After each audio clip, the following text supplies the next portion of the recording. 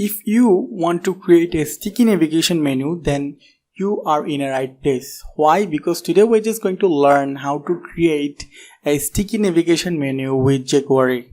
So let's jump into our code and write some JQuery. This is my code for HTML and this is simple CSS and this is fixed top class what we just going to add in our navbar.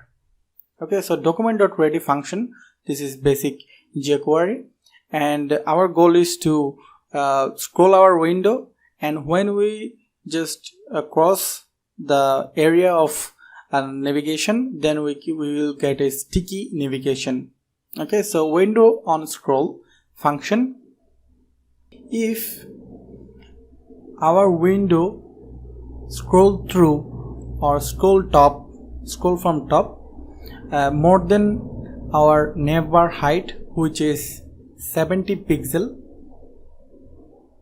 Okay, so 70 pixel, more than 70 pixel, we want to add a class into our navbar.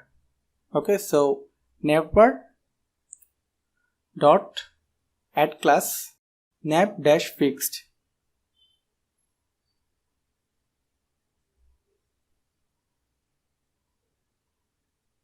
Okay, nav dash fixed, and when window scroll top is less than 70, we're going to remove the class. Okay, so else navbar dot remove class, same class, nav dash fixed. Okay, so this is our jQuery, simple jQuery. How fixed navbar works: position fixed, top 0, and we're going to add animation. To see the animation, fade in effect, translate y minus 100% to translate y 0, and opacity will be 0 to 1. Okay, so it will look good in front end.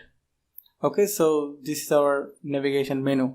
As we can see, you can also control the height of scrolling.